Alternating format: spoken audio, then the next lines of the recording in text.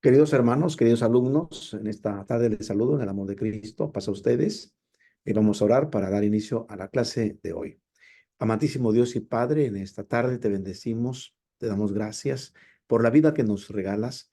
Gracias, Padre, por el tiempo que nos prestas para servirte y queremos suplicarte en esta hora nos llenes de tu presencia y bendigas a nuestros alumnos que están a la distancia. Que esta clase sea de bendición para todos en el nombre de Jesús.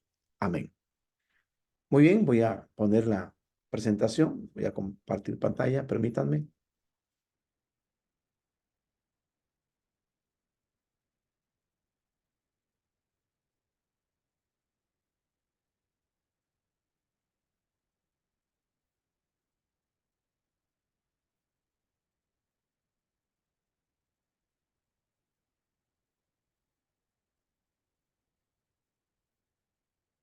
Muy bien, la semana pasada estuvimos compartiendo la última clase, el fundamento del liderazgo. Y hoy vamos a hablar del fundamento financiero. Y cuando hablamos de la dimensión financiera, cuando queremos empezar una iglesia, es bastante crucial el aspecto del dinero, el aspecto de lo económico.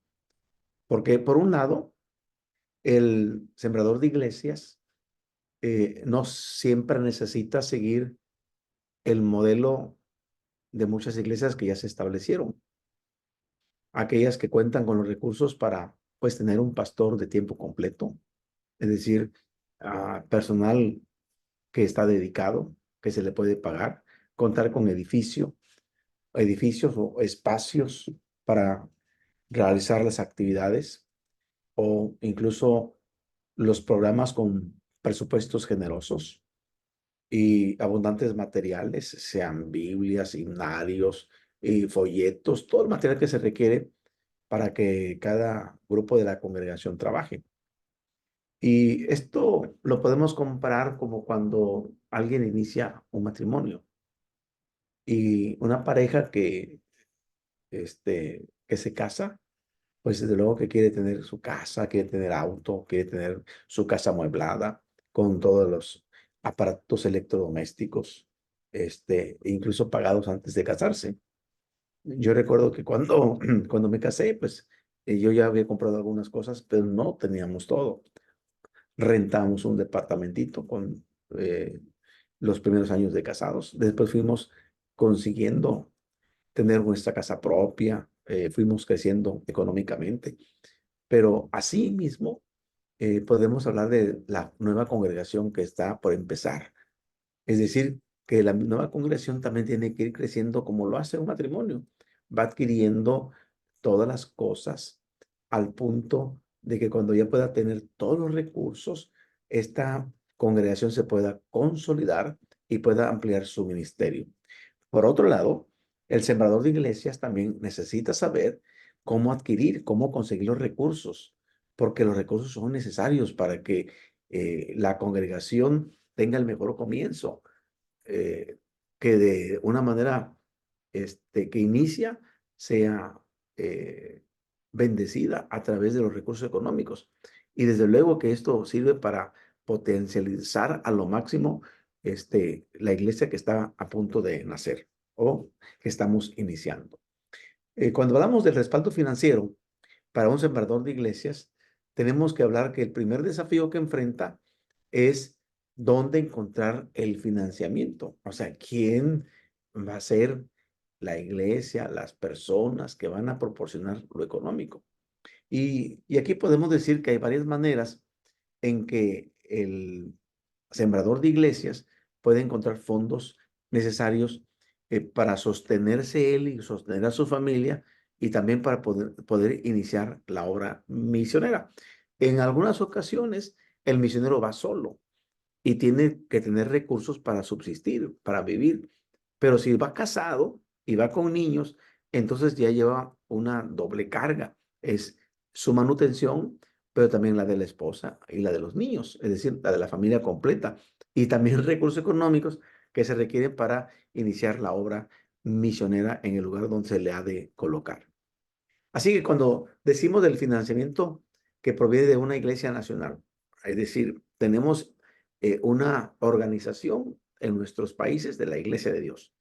Y suponemos entonces que aquí en México hay hay un gobierno de la Iglesia que le llamamos el Consejo Ejecutivo General, que a la vez está supeditado por un Consejo de Administración que está respaldado por un Concilio Nacional. Y cuando hablamos nosotros de que la Iglesia Nacional, somos todas las iglesias del país, pero que colaboramos para trabajo financiero, para envío de sembradores de iglesias y sus familias. Así que cuando se trata de nombrar misioneros, entonces también hay que pensar de dónde vamos a sacar los fondos, porque se requiere cuidar al misionero y cuidar a sus familias y que también tengan el recurso económico para realizar la obra en el campo al que se ha de colocar. Así que por lo general, estos misioneros tienen instrucciones de desarrollar congregaciones con sostén propio en los países donde trabajan. Prácticamente llegan a un país y allí ellos tienen que desarrollar esa congregación para que pronto esta también, congregación tenga un sostén propio. En estos casos, el nivel de financiamiento se mantiene bastante constante para los misioneros. Es decir, una iglesia que están viendo un misionero a Perú, a Cuba o a otro país, y si lo está haciendo la Organización Nacional de la Iglesia, ellos están con el propósito de proporcionar prácticamente todo el bienestar económico, es decir, el aporte financiero para que el misionero y su familia subsistan y puedan desarrollar su trabajo en aquellos lugares donde han sido enviados. Cuando hablamos de sembrador pastor de iglesias, entonces nos enfocamos que en cada organización debe haber un departamento nacional de evangelización y misiones.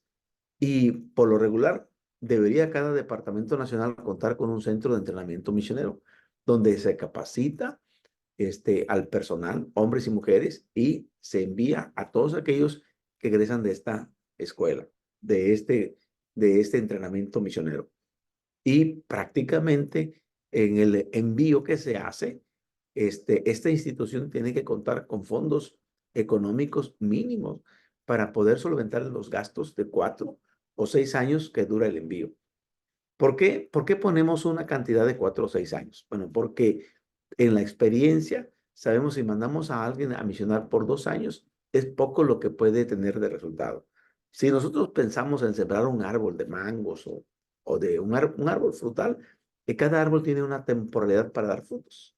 Es decir, no planto un árbol hoy y mañana recojo frutos. No tiene que pasar, tiene que haber crecimiento, tiene que haber desarrollo, crece el tronco, los tallos, se cultiva, se le da fertilizante y llega a tener que el fruto lo va a dar a los 3 o 4 años. Entonces, prácticamente tenemos que considerar que cuando enviamos a alguien a hacer trabajo misionero, tenemos que tener recursos económicos para mantenerlo durante esa temporalidad de 4 o 6 años que dura su envío. Y por lo regular se hace un documento donde saben ellos cuándo inicia su trabajo misionero y también cuándo termina. Y prácticamente la Iglesia Nacional sabe que este sembrador pastor de iglesias tiene que tener un envío, pero ese envío tiene que estar respaldado por un recurso financiero. Sembrador de iglesias centrales. Bajo este programa, se espera que el sembrador de iglesias vaya a una zona nueva, donde no hay iglesia. Va a empezar una iglesia, la va a desarrollar y luego la utilice para empezar otras iglesias en la zona. Es decir, hace una iglesia y luego esta misma iglesia va a desarrollar que otras iglesias en la zona también se establezcan. Ese tipo de programa puede proveer fondos al sembrador de iglesias como si fuera un sembrador pastor de iglesias. Es decir, cuando hablamos de que el nivel de fondos disminuye a medida que la congregación asume más las responsabilidades, en la medida que la congregación crece, en la medida que la congregación se hace responsable, entonces también va a disminuir el nivel de fondos. Vamos a dar menos fondos a una iglesia que ya prácticamente se está haciendo autosustentable, ¿sí? De esta manera, se asume que esta congregación ya tiene mayores responsabilidades. Pero del Departamento de Misiones va a seguir proveyendo más fondos para que el Sembrador de Iglesias comience más congregaciones. Si hay la manera de que está en esa localidad, hay oportunidad a ir a otras partes geográficas del país y que le queda en corto poder ir a 1, 2 o 3 o 4 horas y establecer más misiones. Entonces, prácticamente se espera que este la desarrolle hasta cierto nivel y se la pase a un pastor. Es decir, él la desarrolla y entonces se busca a alguien que la atienda y luego vaya a otra parte a empezar otra y pone otro pastor y así, y va a otra parte a empezar otra y pone un pastor. De esto se trata de cuando hablamos de sembradores de iglesias centrales. Este tipo funciona en sembradores que tienen dones excelentes. Para empezar, iglesias tienen esa característica, tienen ese don especial donde son fáciles de establecer amistad con las personas, de fluye la palabra del evangelio en su boca, tienen buen testimonio y sus dones los utilizan para que ellos puedan desarrollar y llegan al punto en que necesitan también a alguien que les ayude a desarrollar y brinde mantenimiento y alimento espiritual de manera permanente. Sembrador estratega. El sembrador estratega para sembrar iglesias es una persona con bastante experiencia y trabaja con alguna entidad, ya sea en su distrito o a nivel nacional. Y lo hace para descubrir los lugares donde se necesitan nuevas congregaciones. Y también alista a los que han de hacerse cargo para empezar una obra nueva. Él los capacita, él los supervisa y también él les provee los sistemas de financiamiento que necesitan para que todas esas iglesias en las que están trabajando salgan adelante. A nivel internacional, también hablamos de misioneros y coordinadores regionales que actúan también como estrategas para sembrar iglesias desde el punto de vista internacional. Y el financiamiento de estos tipos de obreros se mantiene a un nivel constante y se espera que desarrollen iglesias también con sostén propio. Financiamiento proveniente de la iglesia madre. ¿Se acuerdan que hemos estado hablando de una iglesia madre? O sea, una iglesia madre que va a desarrollar una iglesia hija. Muchos sembradores de iglesias obtienen su financiamiento de eso, de una iglesia madre. Y por lo general, cuando hablamos de una iglesia madre, entonces se trata de una iglesia que tiene una visión. Y su visión es comenzar nuevas iglesias. Y esta iglesia madre tiene en su tesorería una reserva de dinero para esas nuevas congregaciones. Es decir, tienen una partida económica para poder solventar los gastos de una iglesia hija, de una iglesia nueva. La iglesia madre puede tener un plan de reducción de fondos que permite al sembrador de iglesias contar con los recursos que se necesitan al comienzo y a la vez animar a la nueva congregación a hacerse cargo de sus finanzas a medida que crece. Por ejemplo, bueno, sabemos nosotros que recoger las ofrendas o recoger los diezmos y hacer que los miembros, ya los bautizados, que están iniciando con la nueva congregación, los hacemos responsables de que también es importante aportar para la nueva congregación. Los estamos animando a que sus finanzas vayan creciendo y de tal manera que deseamos que ellos al poco tiempo puedan tener los recursos para poder mantenerse. En algunos casos, como en el del estilo, y lo tengo ahí en negrito, grupo de trabajo y el estilo de colonización, se puede formar un grupo núcleo de la iglesia madre para empezar la nueva congregación. Esto hace posible que el sembrador de iglesias cuente no solo con la ayuda del grupo núcleo en puestos de liderazgo, sino también con sus contribuciones monetarias por medio de diezmos y ofrendas.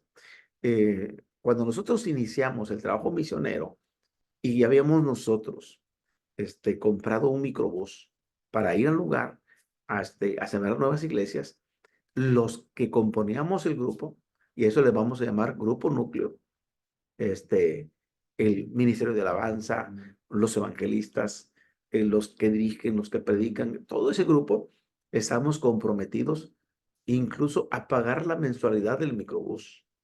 pero también para aportar para la misión. Porque la misión empezaba a requerir compra de sillas, compra de muebles, un lugar donde rentar para empezar los cultos. Entonces, todo eso requiere que el grupo núcleo esté comprometido, no solamente con su liderazgo de cantar, tocar, predicar, evangelizar, sino también con sus aportaciones monetarias, ya sea por diezmos u ofrendas. Financiamiento proveniente de un grupo de iglesias. Aquí se trata ya no de una iglesia madre, sino de un grupo de iglesias, unas 2, 3, 4 o 5 iglesias. Este es un método por el cual 2 o 3 iglesias aportan sus recursos a fin de que juntas van a financiar la creación de una nueva congregación. Y muchas de las características del financiamiento va a provenir de la iglesia madre y de esto se aplica esta estrategia. Al igual que lo hace la iglesia madre, que ya miramos, ahora estas mismas características se va a aplicar para el grupo de iglesias. Es importante entonces que cada iglesia que está comprometida a aportar fondos tenga primero una idea muy clara de la cantidad de financiamiento que va a proporcionar y también la temporalidad, es decir, por cuánto tiempo. ¿Por cuánto tiempo me voy a comprometer? ¿Por 6 meses? ¿Por un año? ¿Por 2 años? ¿Cuánto voy a dar cada mes? ¿Cuánto me toca invertir en la obra misionera? ¿De cuánto voy a aportar como iglesia? ¿Y por cuánto tiempo lo voy a hacer? ¿Por qué? Porque cuando ya hay un compromiso por escrito, donde se le dan cantidades y se le da el tiempo, la temporalidad, esto va a asegurar que el sembrador de iglesias no se vaya a quedar sin financiamiento. Es decir, que no vaya a faltar a su trabajo por, por no tener el aporte económico. Y entonces es bien importante que haya alguien que coordine este plan financiero y que se pueda establecer para que no le falte la economía al sembrador de iglesias. Sembrador de iglesias bivocacional.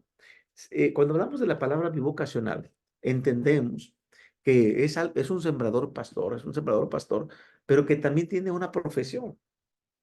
Por ejemplo, bueno, yo he sido pastor y bivocacional porque, aunque soy médico cirujano, bueno, he sido pastor. El mismo año que yo recibí mi título profesional, entonces, ese mismo año me hice cargo de una congregación y entonces soy bivocacional. Pero cuando se trata de ir a sembrar una nueva iglesia, entonces aquí se requiere que voy a poner parte de mis recursos.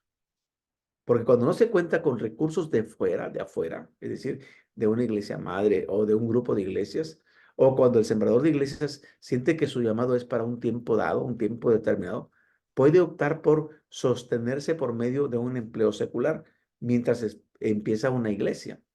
Y este método, pues, tiene algunas limitaciones, desde luego, debido a que no puede dedicar todo su tiempo a sembrar una nueva congregación. Y entonces le vamos a llamar sembrador de iglesia bivocacional porque va a emplear parte de su tiempo para ganar su sustento de acuerdo a su profesión y la otra parte de su tiempo para hacer el trabajo de sembrar una nueva iglesia. ¿Cuáles son las ventajas? Bueno, la primera, que él puede ir a donde siente que el Señor le guíe, donde el Señor le hace el llamado, sin verse atado por las limitaciones económicas de su iglesia. Porque la iglesia le puede decir, te vas para allá porque te vamos a nosotros a sostener. Y entonces tú vas a ir a donde la iglesia te mande, a donde la iglesia te está ordenando. Pero si tu llamado es del Señor y te guía para cierto lugar, entonces no estás limitado porque no tienes una iglesia que te esté respaldando.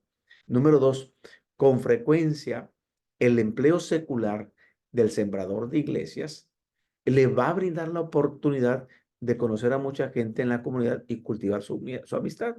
Y esto nos pasa a los que somos médicos, a los que somos profesores, maestros de escuela, donde tenemos la facilidad de tener muchos contactos en la comunidad y podemos cultivar la amistad de las personas.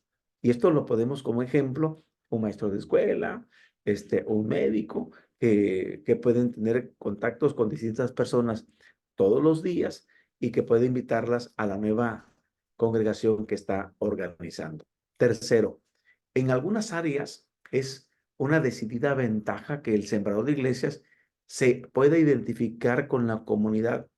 ¿Por medio de qué? De su empleo, por medio de su profesión. Cuando nosotros nos identificamos con la comunidad, entonces la comunidad toma confianza y podemos nosotros tener esa cierta ventaja. Trabajo en equipo. Algunos sembradores de iglesias han adoptado el método de trabajo en equipo, en que dos de las parejas tienen trabajos seculares y la tercera pareja dedica todo su tiempo a empezar la nueva congregación. Entonces, las parejas que están laborando, que tienen trabajo secular, ellas brindan el financiamiento, aportan lo económico, aportan también su liderazgo donde los estudios bíblicos, durante los cultos, y esto hace posible que un grupo de personas contribuyan al inicio de una nueva iglesia y tengan el tipo de ministerios que atraiga a los de afuera. Prácticamente entonces estamos hablando de que dos parejas trabajan y una tercera no lo hace porque dedica todo su tiempo a empezar la nueva congregación, pero las otras están aportando economía para aquella pareja que no lo hace. Ministros de misiones. En la actualidad, algunas iglesias tienen dentro de su personal a miembros que llevan el título de ministro de misiones. Y su tarea es involucrar a los miembros de la iglesia y otros voluntarios para empezar nuevas congregaciones. Entonces, prácticamente estas personas llegan a nuestras iglesias y, y podemos llamarles que se encargan de movilizar a los hermanos de la congregación. Son hermanos que movilizan, que motivan, que hacen que los miembros se involucren en esta tarea. Y al igual que el sembrador estratega, el ministro de misiones hace las investigaciones necesarias para identificar los lugares donde se necesita crear nuevas iglesias. Y este ministro de misiones eh, consigue obreros para la tarea. Este ministro de misiones se dedica también a la capacitación y guía a medida que van empezando las nuevas congregaciones. Este tipo de sembrador de iglesias también recibe financiamiento permanente. Donantes interesados. El sembrador de iglesias puede hacer una lista de aquellos hermanos que tienen recursos y que están en posibilidad de proporcionar este financiamiento que se requiere para la nueva iglesia. Y esto entonces involucra ponerse en contacto con esos posibles donantes, presentarles el proyecto, motivarlos. Hay que presentarles y explicarles cuál es la visión y desafiarlos a la contribución. Los sembradores que han sido exitosos en obtener ese tipo de financiamiento enfatizan siempre en compartir la visión del proceso. Es decir, captan su imaginación y llegan a tal motivación que a través del proyecto que presentan hace que ellos se puedan convertir en donadores. Y de esta manera preparan una propuesta por escrito, bien bonita, donde muestran la necesidad de empezar una nueva iglesia en aquella zona que ya escogieron. Así que, por lo tanto, es bien importante hacer bien un análisis demográfico de la zona. ¿Qué personas viven allí? ¿A qué se dedican? ¿En qué creen? Hacer todo un trabajo de análisis demográfico y demostrar que se requiere, que se necesita una nueva congregación. Ahora, la propuesta tiene que ser muy clara en cuanto a la visión general y también en cuanto a cómo se va a realizar, cuál va a ser la estrategia para empezar esta nueva congregación. También es provechoso dar una breve información sobre quién es el equipo que va a acompañarnos para sembrar la iglesia. de mostrar en la información sus valores básicos, sus métodos para realizar su ministerio y su consagración. Entonces, cuando yo pongo el perfil de las personas que nos van a ayudar, que son parte del grupo núcleo, que son parte del equipo, bueno, van a enseñar los perfiles, voy a hablar de los métodos y voy a hablar de la consagración de las personas. Utilizando el siguiente bosquejo, aquí pongan mucha atención porque les va a servir para su tarea final. Escribe una propuesta para sembrar una iglesia cuyo fin es obtener financiamiento para una nueva iglesia que piensa empezar. Voy a poner el bosquejo y quiero que por favor este les sirva para su proyecto final, que esta va a ser ya su calificación. Entonces vamos a empezar con que hay que establecer una justificación. Como punto número 1, una justificación. La pregunta es clave. ¿Por qué quiero empezar una nueva iglesia?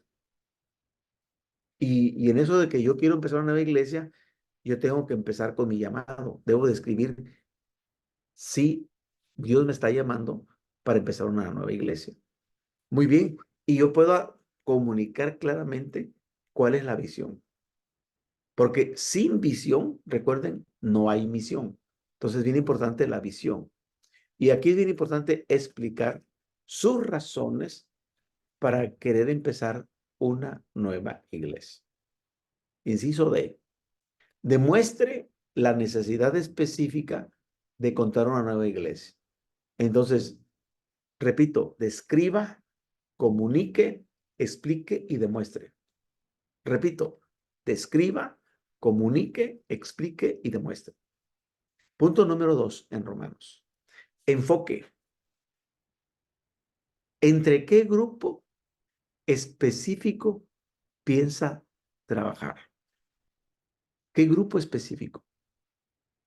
Inciso A, hay que describir el grupo específico. Hay que explicar el perfil demográfico. ¿Cuáles son las personas que viven ahí? Ese grupo es una etnia. ¿Se acuerdan que ya miramos en las clases anteriores? ¿Qué tipo de grupo dentro de la ciudad? Tenemos nosotros barrios, colonias, lugares residenciales, y vamos a buscar dentro de ese grupo, cuál va a ser el grupo específico al que queremos llegar. Y tenemos que ver el perfil demográfico. ¿Quiénes son las personas que viven allí? ¿A qué se dedican? ¿Qué fe tienen? ¿En qué creen? ¿Qué problemática están viviendo allí? ¿Cuál es la problemática de las personas? Y describa el lugar que propone. Y a ese lugar geográfico es donde se va a establecer la nueva iglesia. Punto número 3, estrategia. Ahora, ¿qué tipo de iglesia estamos pensando sembrar? ¿Qué tipo de iglesia? Y aquí hay que comunicar la visión. Y tenemos que explicar sus valores básicos. Incluso describa el estilo a usar para sembrar la iglesia. Explique los planes para empezar con un grupo núcleo. Describa las metas del ministerio de su iglesia. Fíjense que todas estas respuestas durante todas las clases las van a ir respondiendo. O se van a ir respondiendo las preguntas. Van a tener claramente las respuestas. Y eso les va a servir para su proyecto final. Número 4. Personal. ¿Quiénes le ayudarán a empezar la iglesia? Y aquí hablamos del grupo núcleo. Inciso A. Describa el equipo que propone para el lanzamiento. Define el papel que tendrá cada integrante. Mencione los nombres de los integrantes del equipo que se van a ir anotando. Y entonces ya usted ya va teniendo la idea de cómo va a ser su proyecto final. Desde luego que va a ser su calificación. Y yo espero que también ustedes se conviertan en un plantador de iglesias. Número 5. Periodo de tiempo. En cada parte hay una temporalidad. Hay que poner fechas. ¿Cuáles son las fechas tope? Describa los proyectos y fechas tope para el primer año. ¿Qué vamos a realizar en el primer año? Describa los proyectos y fechas tope para el segundo año. Describe los proyectos y fechas topes para el tercer año. Y lo que estamos viendo, finanzas, ¿cuánto costará? Hay que presentar un presupuesto para la etapa inicial. ¿Cuánto nos va a costar la etapa inicial? Presente proyecciones de flujo de caja. Ah, ok. Si es de una iglesia madre, ¿cuál es su flujo de caja? Es decir, ¿cuánto entra? ¿Cuánto sale? ¿Y cuánto tiempo va a trabajar la iglesia madre proveyéndole el aspecto financiero a la iglesia hija? Por ejemplo, es una temporada de un año, de 2 años. Hay que hacer un presupuesto y, y vamos a considerar cuánto hay de entradas, cuánto hay de salidas en la iglesia madre, cuánto queda en caja, porque pues la iglesia madre tiene que también pagar agua, luz, teléfono, internet, lo que sea, sus gastos propios de la iglesia, pero también debe tener en el tesoro debe tener un apartado para una nueva congregación. Y si es así, bueno, ese dinero hay que no solamente gastarlo, sino hacer lo que se produzca más, porque quizás vamos a tener una temporada de ayuda de 1 año, 2 años, 3 años o los 4 años. Y hay que explicar la estrategia para financiar la obra, cómo se va a financiar. Y hay que explicar claramente la estrategia. Y 7, conclusión.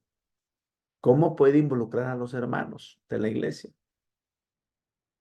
Puede usted invitarlos a que necesitamos que hagan oración, comunicarles necesidades de oración, darles nombres de simpatizantes. Hermanos, estamos pidiéndoles que ustedes oren por fulano, sutano y mengano que se están acercando a la nueva congregación.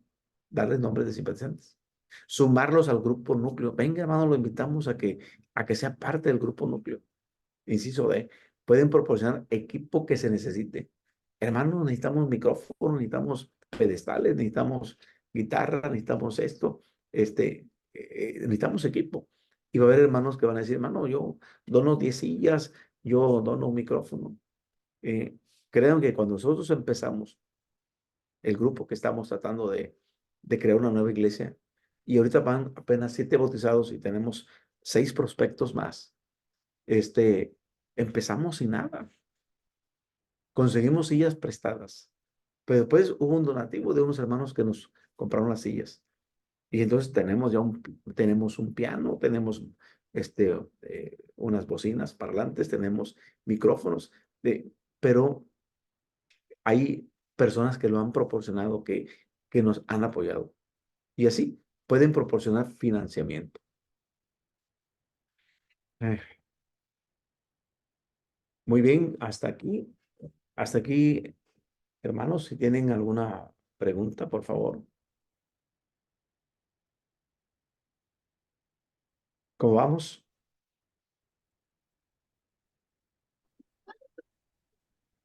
Buenas tardes, vamos bien. Interesante la clase, es entusiasmador, muy interesante. Muy bien, vamos a entrar a una segunda etapa. Permítanme a poner la siguiente presentación.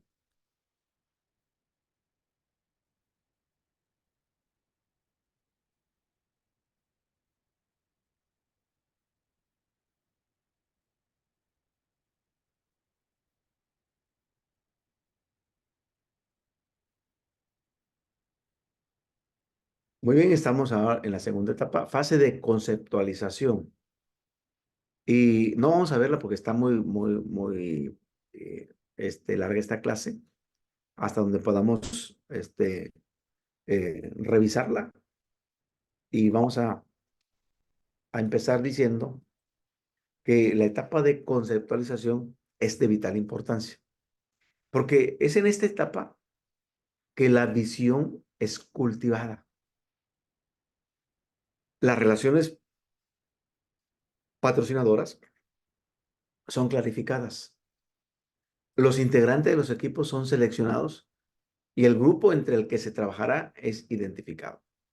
Es decir, en esta etapa vamos a trazar los planes para consolidar y llevar a cabo el desarrollo de la nueva congregación.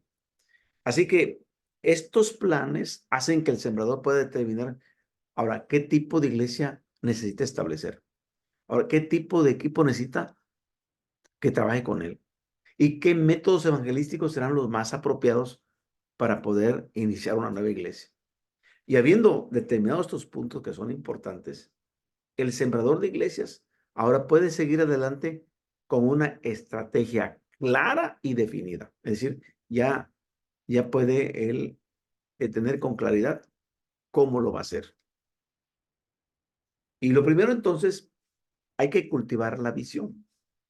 Y la Biblia declara en Proverbios 29:18, el pueblo se desenfrena donde no hay visión. Donde no hay visión, el pueblo se desenfrena. Así que si las escrituras muestran que los que hicieron gran impacto en el reino de Dios eran siempre personas impulsadas por una visión. Y en el Antiguo Testamento tenemos nosotros quien guió al pueblo de Dios a reconstruir el muro alrededor de la ciudad de Jerusalén. Y estamos hablando de que la tribu de Judá fue llevada a Babilonia y, y pasó el tiempo y empezaron a hacer los envíos de, de grupos hacia Jerusalén para la reconstrucción. Y empieza con Zorobabel, pero tenemos nosotros en el caso de Nehemías, que también fue un constructor. Y cuando nosotros le buscamos en el libro de Nehemías, este, capítulo 1, versículo 1 al 4, primero Nehemías se entera de la necesidad. Y dice la Biblia, palabras de Nehemías, hijo de Acalías. Aconteció en el mes de Chisleu, en el año 20, y entrando yo en Susa, capital del reino, que vino Hanani, uno de mis hermanos, con algunos varones de Judá, y les pregunté por los judíos que habían escapado, que habían quedado en la cautividad, y por Jerusalén. Versículo 3. Y me dijeron, el remanente, los que quedaron de la cautividad, allí en la provincia están en gran mal y afrenta, y el muro de Jerusalén derribado y sus puertas quemadas a fuego. Cuando oí estas palabras, me senté y lloré e hice duelo por algunos días y ayuné y oré delante del Dios de los cielos. Entonces miramos aquí en esos primeros versículos del capítulo 1 de Nehemías, que Nehemías primero se entera de la necesidad. Vino su hermano Hanani y le dice, no hombre, allá en Jerusalén están en gran calamidad. Los muros caídos, la gente está así, dice, ellos prácticamente están en afrenta, la están pasando muy mal. Los que no fueron cautivos están de esta naturaleza. Y entonces dice que él buscó una visión de parte de Dios. Por eso en el versículo 4, él dice, y ayuné y oré delante de Dios. Entonces es bien importante que primero hay que enterarnos de la necesidad. Número 2, hay que meternos al ayuno y a la oración. Y, y hay que meternos a la intercesión. En el verso 5 dice, y dije, te ruego, Jehová, Dios de los cielos, fuerte, grande y temible, que guarda el pacto de la misericordia a los que le aman y guardan sus mandamientos. Empieza la intercesión. Intercede por el pueblo, por medio de el ayuno y la oración.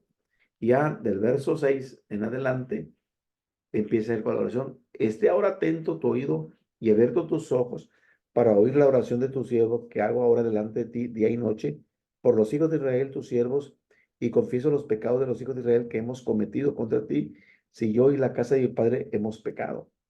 En extremo nos hemos corrompido contra ti y no hemos guardado los mandamientos, estatutos y preceptos que dices a Moisés tu siervo.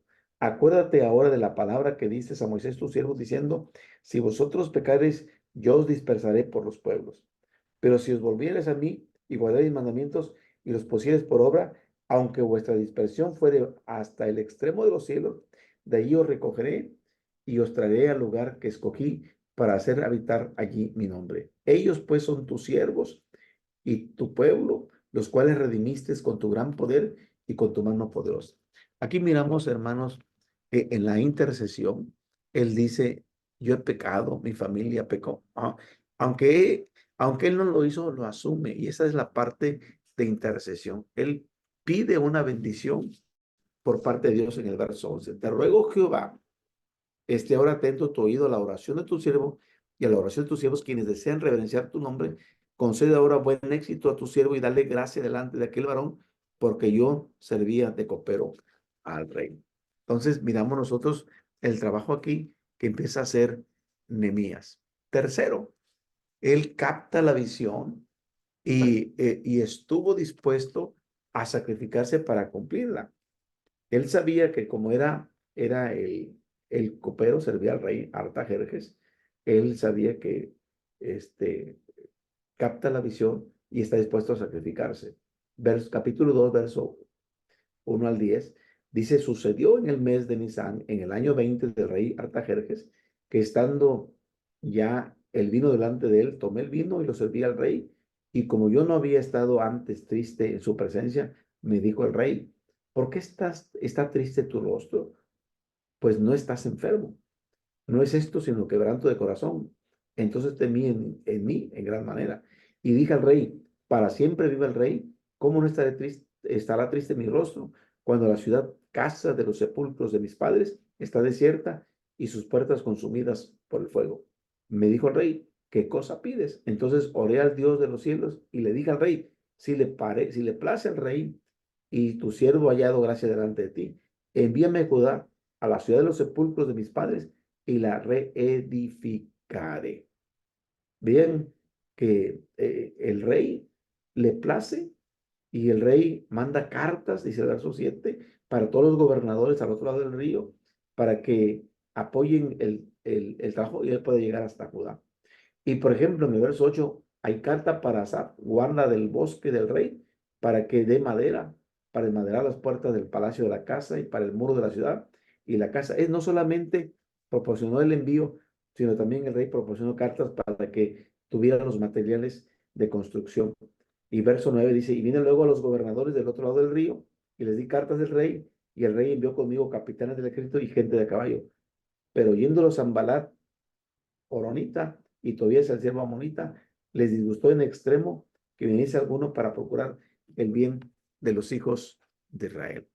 Y, y como número 4, comunicó la visión al pueblo. Él les dice, entonces les declaré cómo la mano de mi Dios había sido buena sobre mí y asimismo las palabras que el rey me había dicho. Y dijeron, levantémonos y edifiquemos. Así es, forzaron sus manos para bien. Y número 5, él desarrolló una estrategia que requería unión y cooperación para cumplir la visión. En el capítulo 4 de Nehemías, versículo 15 al versículo 23. Él sabía que había enemigos que no estaban de acuerdo con el trabajo que él iba a hacer, iba a haber oposición, y por eso requería la unión y cooperación para que trabajaran con él. Y cuando oyeron nuestros enemigos que lo habíamos entendido y que Dios había desbaratado el consejo de ellos, nos volvimos todos al muro, cada uno a su tarea. Es decir, ellos empezaron a trabajar en unidad. Dice, desde aquel día la mitad de mis siervos trabajaba en la obra y la otra mitad tenía lanzas, escudos, arcos y corazas, y detrás de ellos estaban los jefes de toda la casa de Judá. Mientras unos construían, otros cuidaban a los que construían. Estaban unidos. Había ya desarrollado una estrategia de unión y de colaboración. En el sexto punto, trabajó para superar obstáculos internos y externos a fin de que la visión se convirtiera en una realidad. Y nos vamos al capítulo 5, versículo 1. Dice, entonces hubo gran clamor del pueblo y de sus mujeres contra sus hermanos judíos. Y dice, y había quien decía, nosotros, nuestros hijos y nuestras hijas, somos muchos, por tanto hemos pedido prestado grano para comer y vivir. Y había quienes decían, hemos empeñado nuestras tierras, nuestras viñas y nuestras casas para comprar grano a causa del hambre. Y había quienes decían, hemos tomado prestado dinero para el tributo del rey sobre nuestras tierras y viñas. Había aquí obstáculos internos porque lo que hace Nehemías empieza a abolir la usura. Había, había tantos prestamistas que la gente se había empobrecido y los prestamistas se habían enriquecido. y eran obstáculos internos, pero también había los externos, aquellos en donde tenía que enfrentar a los adversarios. El capítulo 6 dice del 1 al 4, cuando oyeron Sanballat y Tobías y Gesén el árabe y los demás de nuestros enemigos, que yo había edificado el muro y que no quedaba en el portillo, aunque hasta aquel tiempo no había puesto las hojas de las puertas, Sanballat y Gesén enviaron a decirme, ven y reunámonos en alguna de las aldeas en el campo de Ono, mas ellos habían pensado hacerme mal. Es decir, había obstáculos, claro que sí, internos y externos. Cuando se piensa trabajar, hermanos, en una nueva congregación, tenemos que decir, identifica la necesidad, busque una visión de parte de Dios, capte la visión y esté dispuesto a sacrificarse. Comunique la visión a la iglesia.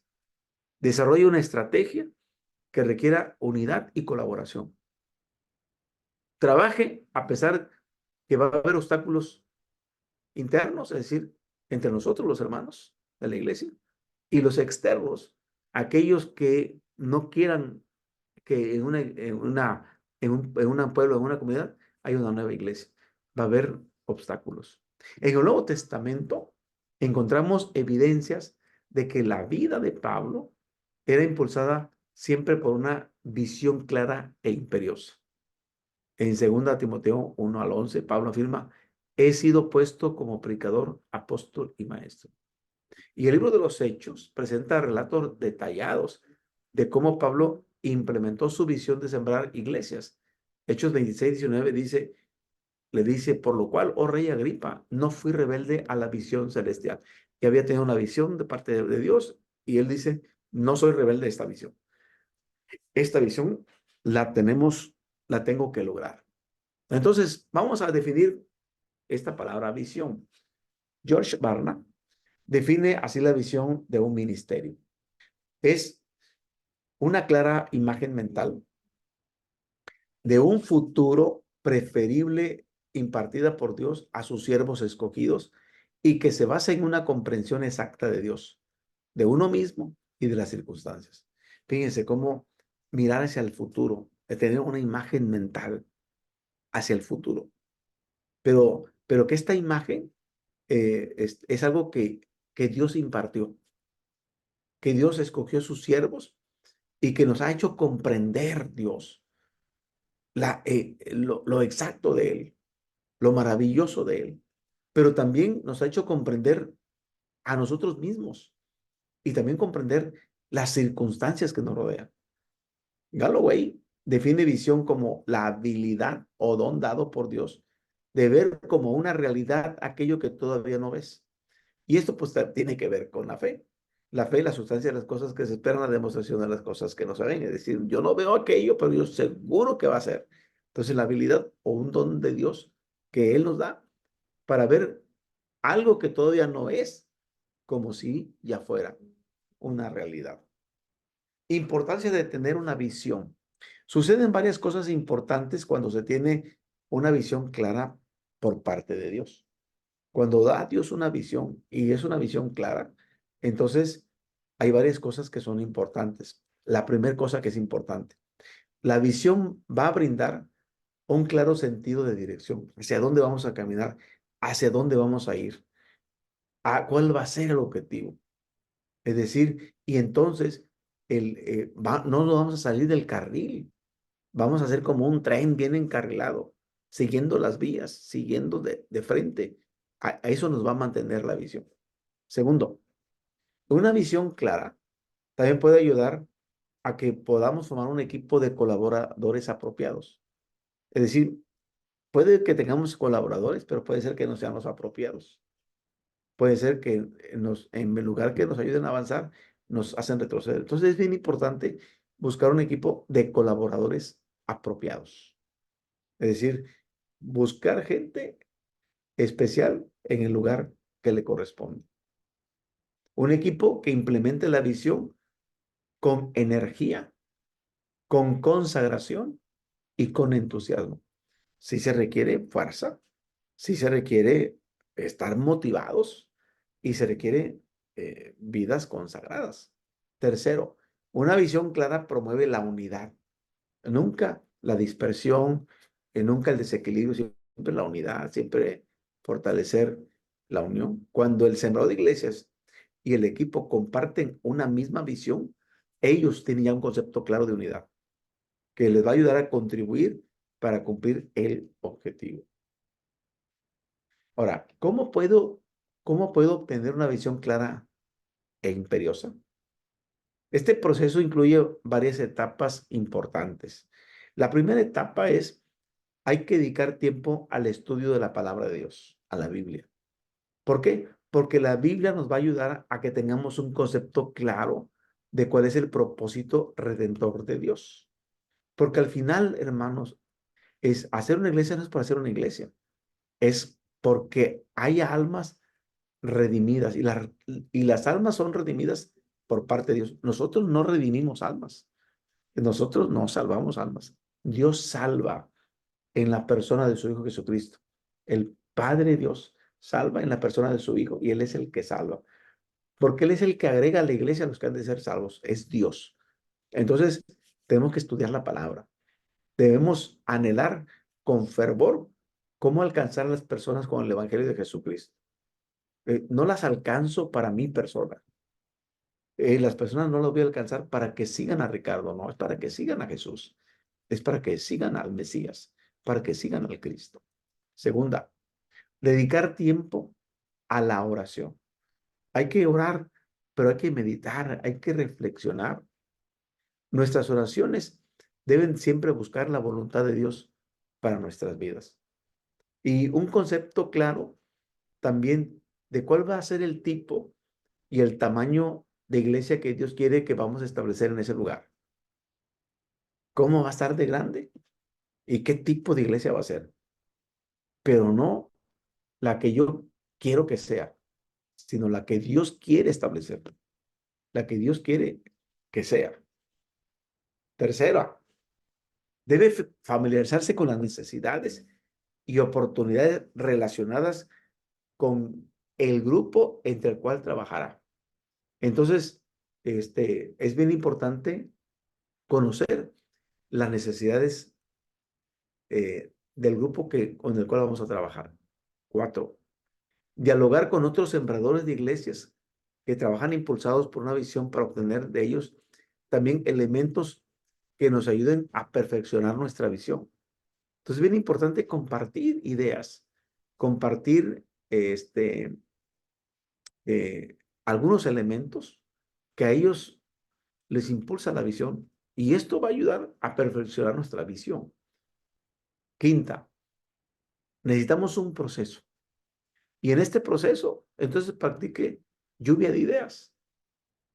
Es decir, que todos los que sean parte del grupo, agarran una pizarra y empiezan a anotar, a ver qué ideas tienen y ahí anotar una lluvia de ideas y trabajar haciendo una organización y categorizando con propósito de selección y evaluación esa lluvia de ideas. Sexta, el sembrador de iglesias necesita condensar la declaración de su visión a un eslogan de ella. ¿Sí? Entonces, ¿cómo hacer que nuestra declaración de visión la podemos hacer un eslogan? ¿Sí? Algo así muy sencillo, un amigo para Cristo, un alma para el Señor. Un eslogan sencillo, algo que nos ayude a conocer cuál va a ser nuestra visión. O una iglesia para Cristo, no sé, algo que sea un eslogan. Comunicación de la visión. La comunicación de la visión es un paso esencial para que otros se sumen al trabajo y ésta se convierta en realidad. El punto de partida es comunicar la visión al equipo sembrador de iglesias. Necesita compartir la visión a fin de que podamos contagiar a otros de la visión de lo que Dios quiere que se pueda lograr. Y hay varios puntos que pueden contribuir a esto y los vamos a poner aquí como punto número 1. Estudio bíblico y oración. Entonces, el equipo sembrador de iglesias puede captar una visión al estudiar la Biblia y orar. Por ejemplo, vamos a estudiar el Nuevo Testamento o especialmente el libro de los Hechos. De esta manera, les ayudará a tener convicción de que es la voluntad de Dios que se involucren en empezar nuevas iglesias. ¿Se acuerdan cuando vimos nosotros acerca del fundamento bíblico? Bueno, de ahí podemos nosotros, del fundamento bíblico, tomar algunos puntos especiales, sobre todo del libro de los Hechos, de cómo fue que Pablo estableció iglesias. Entonces es bien importante estudiar y orar. Dos, visitar la comunidad donde se proyecta trabajar. Hay que, el equipo que va a sembrar la iglesia, para poder captar la visión, por medio de actividades que le ayuden primero a conocer la necesidad de la comunidad, vayan y visiten la comunidad, vean qué se requiere, qué se necesita. La iglesia que ha establecido grupos familiares tiene contacto con personas en necesidad. Cuando nosotros establecimos grupos familiares, un grupo familiar en casa, nos dimos cuenta incluso de la necesidad de los vecinos, de una mujer que era invidente, que quería venir al grupo familiar y decíamos, vayan y tráigala en silla de ruedas. No camina la mujer, pero quiere escuchar la palabra. Vayan y tráigala. Entonces llevan los muchachos a su casa y ahí podemos darnos cuenta de otras necesidades. Entonces es bien importante ocupar los grupos familiares porque nos permite tener contacto con las personas y conocer su necesidad. Por ejemplo, y cuando vemos a muchos niños jugando en la calle y adultos sentados al frente de sus viviendas sin hacer nada, o a vecinos peleando, o a hombres intoxicados por el alcohol o por las drogas, regresamos nosotros con una nueva visión de lo que su iglesia debería estar haciendo para alcanzar a esa gente con el evangelio y cambiarles la vida para siempre, porque es nuestro Dios el que va a transformar sus vidas y de ser personas improductivas, con adicciones, pueden cambiar su vida de una manera positiva. Cuando Jesús los alcance, entonces ellos serán transformados. Hemos visto, por ejemplo, en Mateo capítulo 9, últimos versículos, que Jesús vio la multitud y tuvo compasión de ella, porque él vio que eran ovejas sin pastor. Comunicarse con los miembros de la iglesia. El sembrador necesita comunicar a miembros de la iglesia y hay muchas maneras de cómo poderlo hacer. Entonces, ¿cómo hacer la comunicación? La primera, el sembrador tiene que vivir la visión. Entonces, bien importante que el que va a sembrar la iglesia tiene primero que vivir o experimentar la visión. Cuando los hermanos ven al sembrador de iglesias personificando la visión, entonces ellos van a comprender con mayor facilidad y se van a sentir motivados para también ser partícipes de esa visión. Si ven al hermano que lo que él platica, que lo que él dice, él lo está viviendo o ya lo está viviendo, entonces dicen, no, hermanos, nos sentimos motivados y vamos a ayudarte. Segunda, la visión puede ser comunicada por medio de la predicación y la enseñanza. Podemos nosotros utilizar, por ejemplo, algún sermón motivacional. Hace unos días me invitó un pastor. Dice, ¿será que podrá, hermano Ricardo, darnos un sermón? Porque vamos a empezar a trabajar grupos familiares en la iglesia. Y yo, sí, una predicación que motiva a la iglesia. Pero, pero si predicamos lo que no vivimos, poco impacto tendremos. Pero si nosotros estamos predicando lo que vivimos, entonces el impacto es porque estamos dando ejemplos, testimonios de lo que Dios está haciendo. Y entonces se puede comunicar con la aplicación y la enseñanza, pero desde la vivencia. Apréndanse esta frase. Predica lo que vives y vive lo que predicas. Tercera, la visión tiene que ser comunicada, repetida y creativamente a través de todos los medios a disposición. Pueden ser panfletos, pueden ser flyers, todo hágalo cuidadosamente, busca a alguien que le ayude con diseño. si va a presentar algún audio o video, si va a hacer una dramatización, si va a buscar a alguien con testimonios, con boletines, puede ser hasta con cantos que capten la esencia de la visión. Es decir, usted lo puede hacer de tal manera que puede comunicarlo de manera creativa. Número 4, la visión tiene que comunicarse con pasión y hay muchas cosas, hay muchos programas y actividades que compiten por la atención, el tiempo y los recursos de los hermanos. Vamos, por ejemplo, en carretera, vamos manejando y en el trayecto tenemos nosotros espectaculares, que son distractores, que están ahí, que están compitiendo, que están compitiendo. Y si nosotros queremos poner medios a su disposición, hay que darnos cuenta que si nosotros la visión no la comunicamos sin pasión, no hay pasión en nosotros, los hermanos tienen mucha competencia de su atención. La competencia puede ser la radio, la televisión, o los espectaculares, otros programas, otras actividades de la misma iglesia que están compitiendo con nosotros para robarnos la atención de ellos, de quitarnos el tiempo de ellos y el recurso de ellos. Entonces, a veces nosotros no somos buenos para comunicar, no somos apasionados para comunicar. Y para comunicar, hermanos, hay otros que también están comunicando cosas y están compitiendo. Entonces, compiten para robarnos la atención de las personas a las que queremos llegar para que nos apoyen con su tiempo y con sus recursos. Aclaración de la misión. Es importante distinguir entre la visión y la misión, porque una visión es la imagen mental del producto terminado que Dios quiere lograr.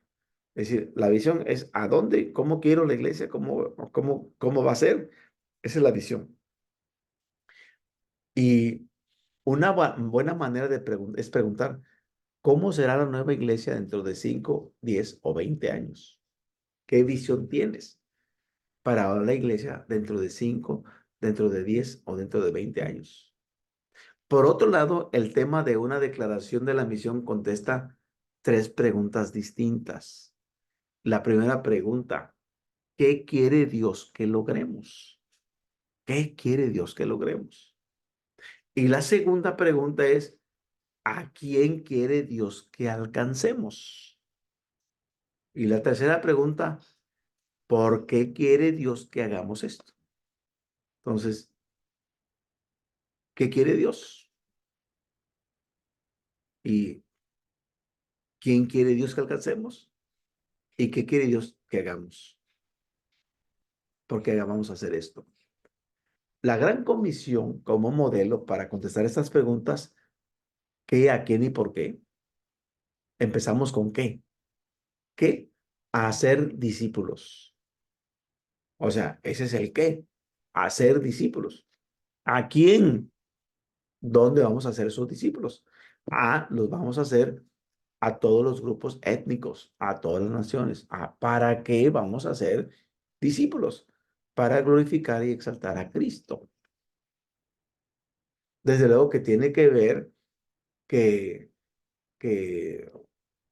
van a ser salvos, van a ser discipulados, etcétera, pero para glorificar y exaltar a Cristo. En cierto sentido, todas las declaraciones de misión de una iglesia deben ser una repetición de la gran comisión.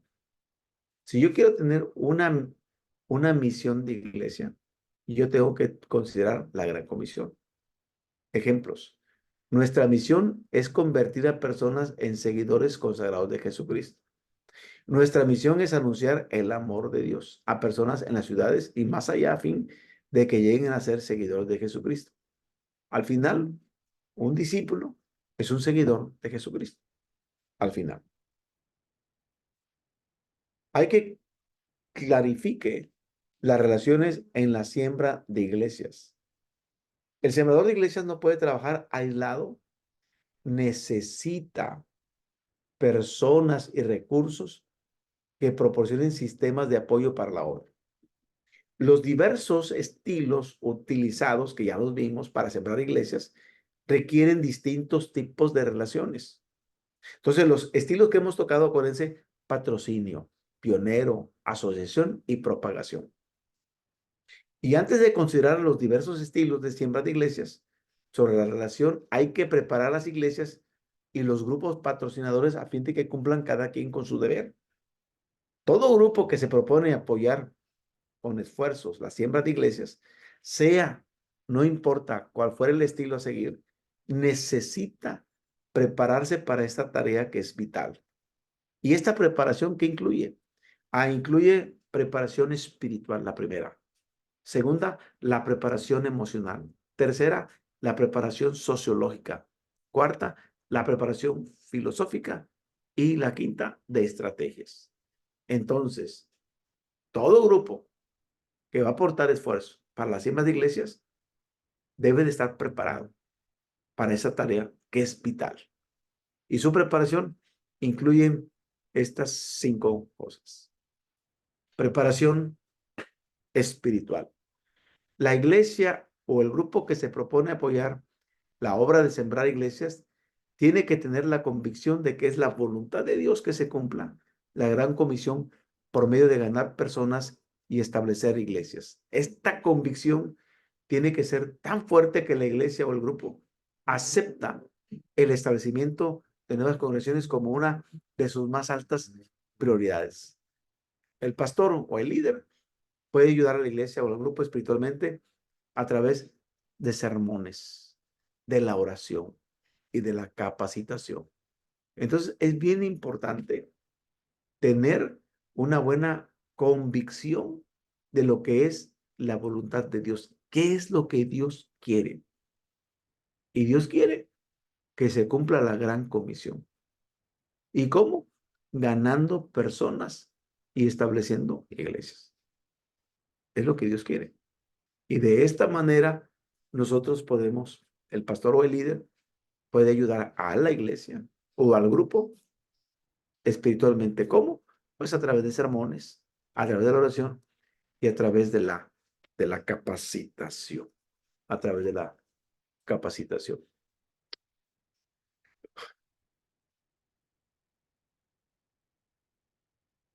Bien, hermanos, por hoy los quiero dejar.